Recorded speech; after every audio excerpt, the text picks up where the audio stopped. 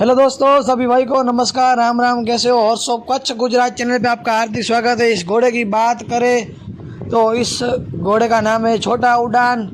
और ऑनर की बात करें तो हाजी भाई काकल भोज काच। और सवार की बात करें तो नवाब भाई जाकी।